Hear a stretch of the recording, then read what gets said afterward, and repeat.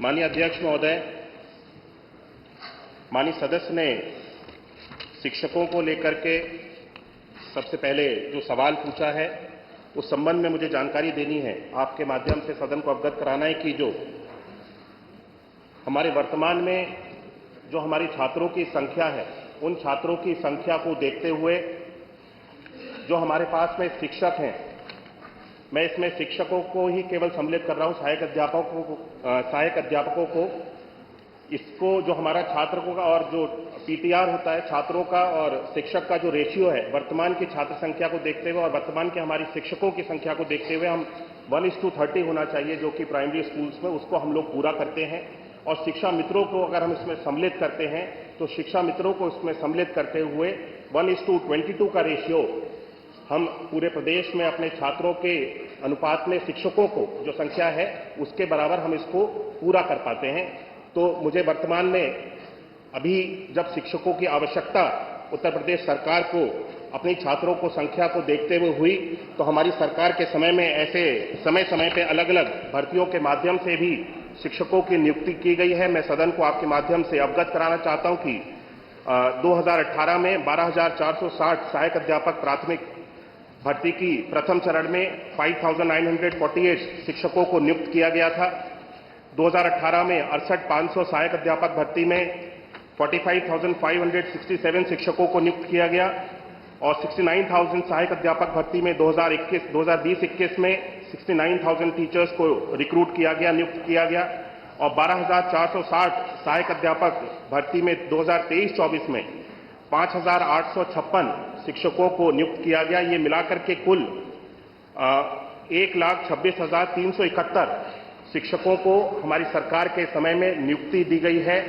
अब जब वर्तमान में छात्रों की और शिक्षकों का अगर अनुपात हम लोगों को इस तरह से अवगत महसूस होगा कि छात्रों की और अगर छात्र बढ़ रहे हैं तो आने वाले समय में शिक्षकों की अगर आवश्यकता होगी तब इसके ऊपर विचार किया जाएगा। वर्तमान में कोई नई नियुक्ति को निकालने के लिए सरकार का कोई विचार नहीं है। माननीय सदस्य ने और भी प्रश्न किए कि जो नियुक्ति अभी कोर्ट में विचाराधीन है, कोर्ट में जो सुप्रीम कोर्ट में 69,000 की एक भर्ती हमारी विचाराधीन है, जिसपे माननीय सुप्रीम कोर्ट में सर्वोच्च न्यायालय में जिसका केस चल रहा है, उसकी लिए हमारी सरकार की ओर से पूर्ण रूप से पहल की जा रही है। जो भी हमारी सरकार का उसमें योगदान हो सकता है, हम स्वयं चाहते हैं कि शिक्षकों की ये जो भर्ती की प्रक्रिया है इसको जल्द से जल्द समाप्त किया जाए और सरकार की ओर से इसमें पूर्ण योगदान दिया जा रहा है। माननीय सदस्य ने खेलकूद के बारे में भी चर्चा की। मैं बताना चाहता हूं, अवगत कराना चाहता हूं कि हमारी सरकार के समय में बच्चों की शिक्षा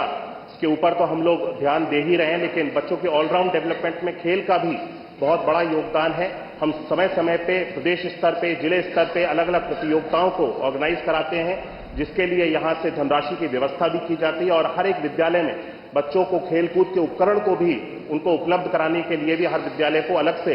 हमारी सरकार के द्वारा, शासन के द्वारा धनराशि दी जाती है, जिसके माध्यम से बच्चों के लिए विद्यालय स्तर पर जाकर के खेलकूद के उपकरण परचेज किए जाते हैं और जिससे बच्चे खेलकूद में जिस भी क्षेत्र में जिस भी खेल में उनकी रुचि हो उस खेल में आगे बढ़ सकते हैं।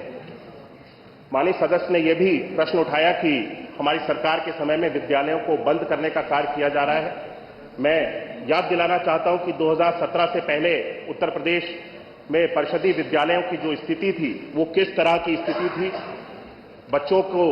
स्कूल में जाकर के पठन पाठन के कार्य की कितनी सहूलियत होती थी, हम सब लोगों ने, पूरे प्रदेश ने देखा है। 2017 के बाद से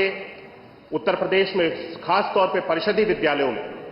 ऑपरेशन कायाकल्प के माध्यम से जिस तरह से हमारी सरकार के द्वारा विभिन्न 19 पैरामीटर्स पे कार्य किया गया और परिषदीय विद्यालयों की एक तरह से पूरे प्रदेश में तस्वीर को बदलने का कार्य किया गया। हमारी सरकार के समय में किसी भी विद्यालय को बंद करने का निर्णय हम लोगों ने नहीं लिया है और हमारी सोच भी नहीं है कि बच्चों की पढ़ाई के लिए जो विद्यालय चल रहे हैं उसको बंद किया जाए, बल्कि हम सब लोग आने वाले समय में अत्याधुनिक और नए और उच्च स्तर के, बढ़िया स्तर के विद्यालयों को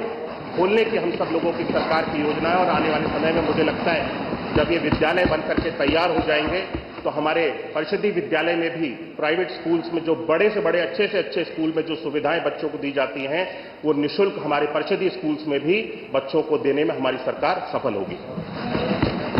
चलिए आ गया पूरा उत्तर, पूरा आ गया। इसमें जितने भी बातें थी सब आ गई बड़ी स्पष्ट।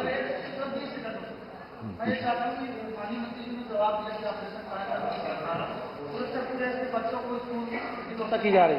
भारत सरकार के आंकड़े कहते हैं कि पूरे उत्तर प्रदेश में 7,85,000 बच्चे स्कूल नहीं जा रहे हैं। तो क्या सरकार की कार्ययोजना में किसी प्रकार की कोई कमी है कि ये बच्चे विद्यालय नहीं पहुंच पा रहे हैं? आप अगर कह रहे हैं कि ऑपरेशन कायाकल्प से विद्यालयों की संरचना बहुत हो गया, तो 7,85,000 बच्चे कैसे स्कूल नहीं जा रहे? सरकारी आंकड़े, इस पर माननीय मंत्री जी कुछ जवाब देना चाहेंगे?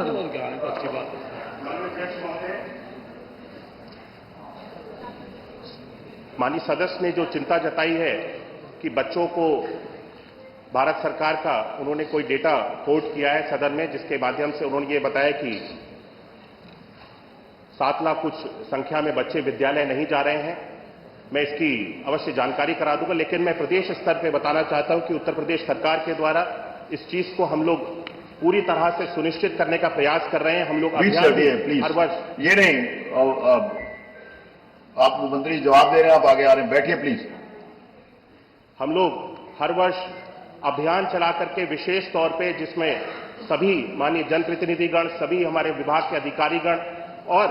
समाज स्तर पे भी, लोगों के स्तर पे भी बृहद स्तर पे प्रयास किया जाता है। स्कूल चलो अभियान के माध्यम से हर वर्ष जब नया सत्र प्रारंभ होता है, माननीय मुख्यमंत्री जी स्वयं इस कार्यक्रम की शुभारंभ करते हैं, जिसके माध्यम से हम लाखों की संख्या में, इस वर्ष भी लाखों की संख्या में, हम ऐसे बहुत सारे बच्चे हैं जो विद्यालय से जुड़े हुए नहीं थे, उनको हम इस व्यवस्था के साथ में जोड़ने के लिए हम सब लोग सफल हुए हैं। और आगे आने वाले समय में मैं माननीय सदस्य को आपके माध्यम से सुनिश्चित करना चाहता हूं, उन्हें आश्वासन देना चाहता हूं कि उत्तर प्रदेश में ऐसा कोई भी बच्चा नहीं होगा जो शिक्षा की व्यवस्था से दूर रहे। संख्या 3 श्री अतुल प्रधान श्रीमान आ गई, संदीप जी आ गए, देखो पूरा विषय आ गया।